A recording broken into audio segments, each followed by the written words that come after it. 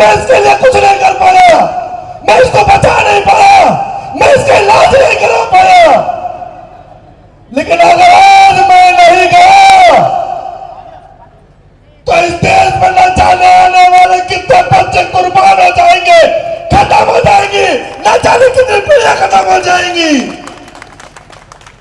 और बाबा साहब अपने दिल पर दुख का पहाड़ लेकर लंदन के लिए निकल गए।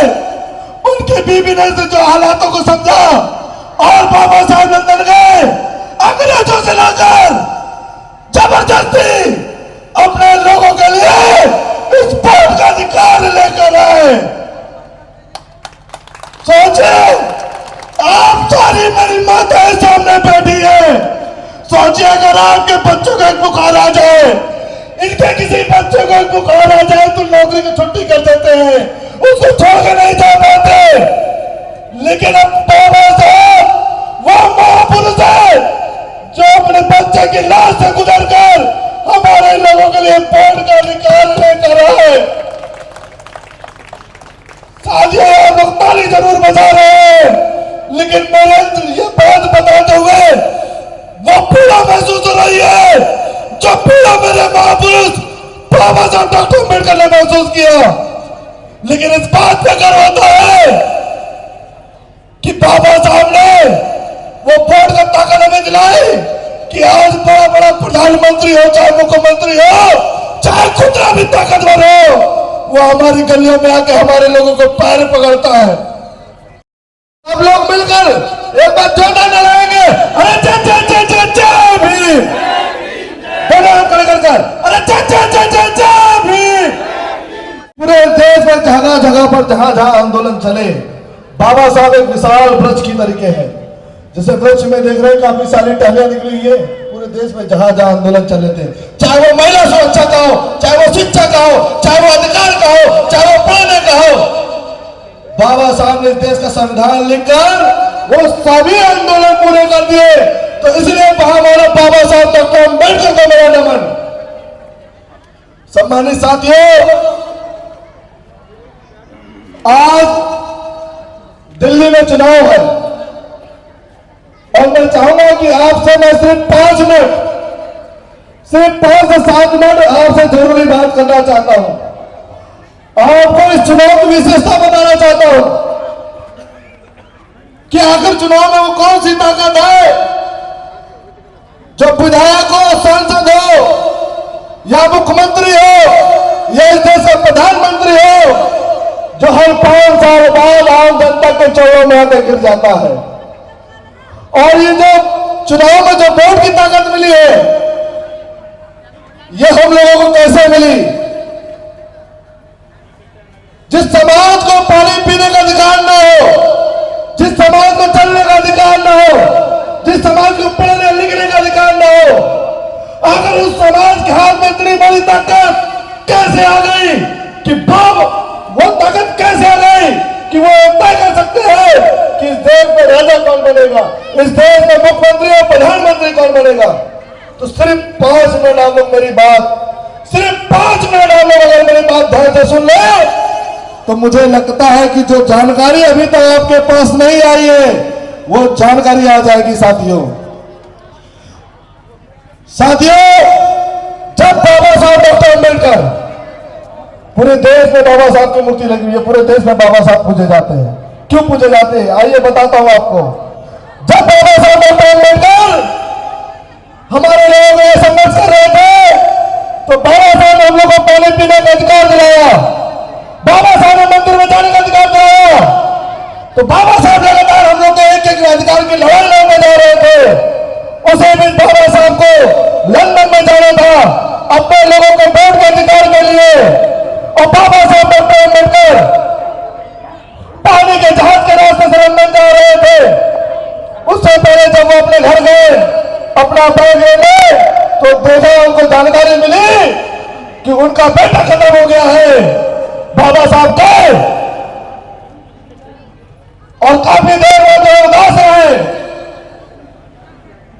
काफी देर अपने बच्चे के पास बैठे रहे, और फिर जब समय पूरा हो गया तो वो जाकर अपना बैग पैक करके जाने की तैयारी करने लगे।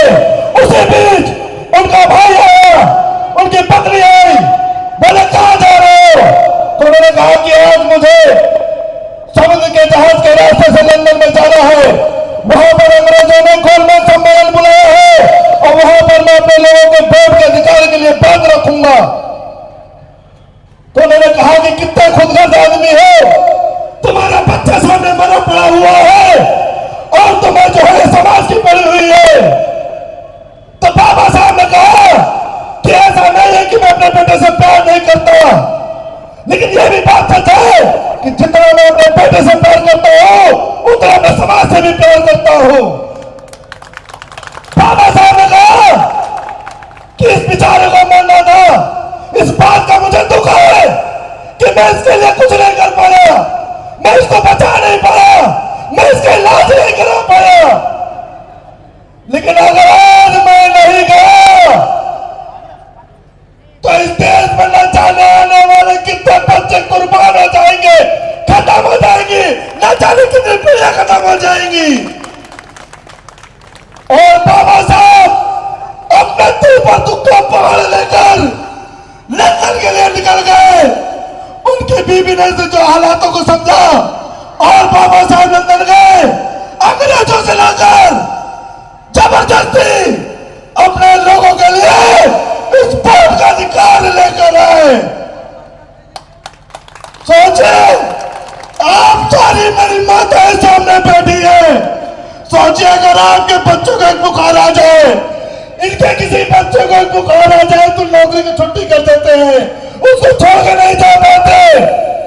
लेकिन अब बाबा साहब वो महापुरुष है जो अपने बच्चे की लाश से गुजर कर हमारे लोगों के लिए वोट का अधिकार लेकर आए।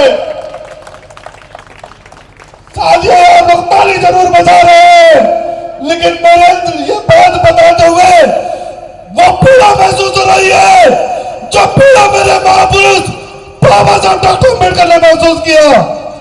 लेकिन इस बात पे गर्व होता है कि बाबा साहब ने वो वोट का ताकत हमें दिलाई कि आज बड़ा बड़ा प्रधानमंत्री हो, चाहे मुख्यमंत्री हो, चाहे खुदरा भी ताकतवर हो, वो हमारी गलियों में आके हमारे लोगों को पैर पकड़ता है। लेकिन अफसोस इस बात का होता है, अफसोस इस बात का होता है कि जिस बाबा साहब डॉक्टर अम्बेडकर ने अपने बच्चे की लाश से गुजरकर ये वोट का अधिकार दिलाया, हमारे लोग उस वोट के अधिकार को, बाबा साहब की उस कुर्बानी को, बाबा साहब की उस कुर्बानी को जो है 1000 रुपए बेच रहे, 2000 रुपए बेच रहे।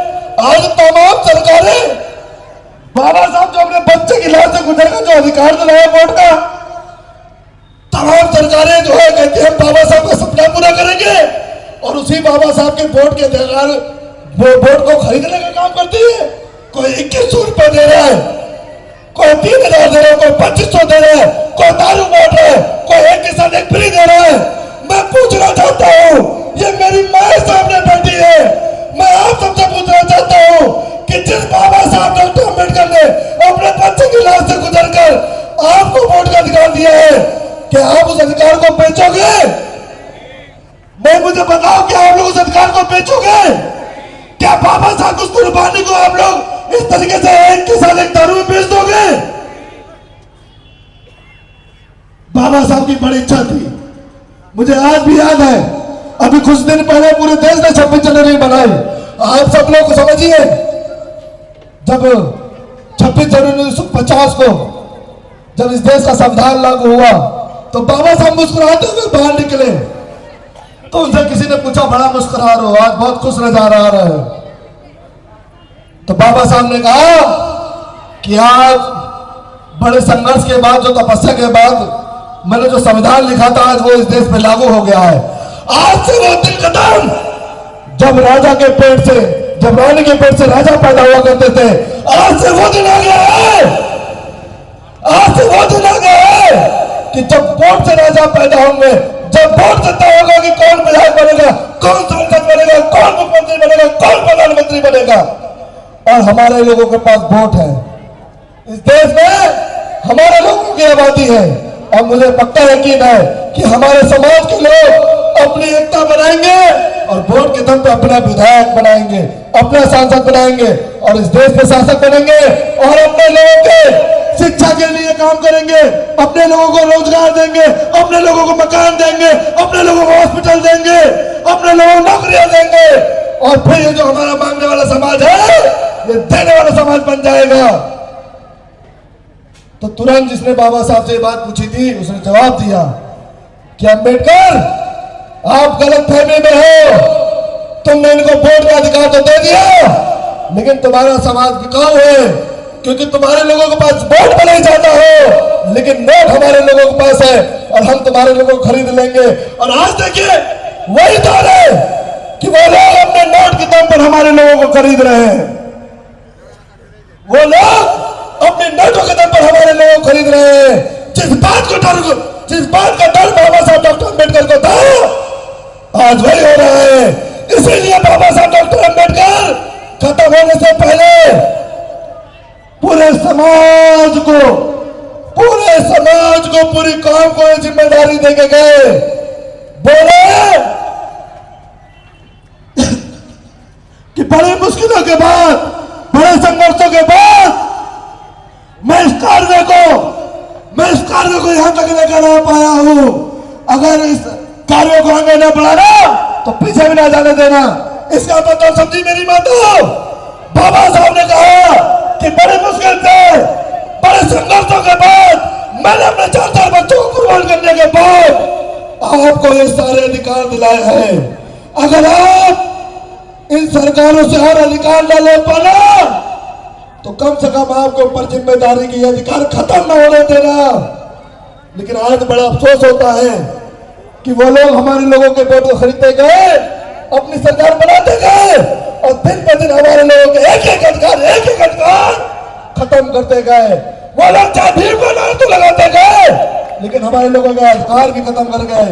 आज देख लीजिए, जो नौकरी का जो अधिकार, जो रोजगार का अधिकार, जो आरक्षण का अधिकार बाबा साहब डॉक्टर अम्बेडकर ने दिया था आज वो खत्म हो गया है।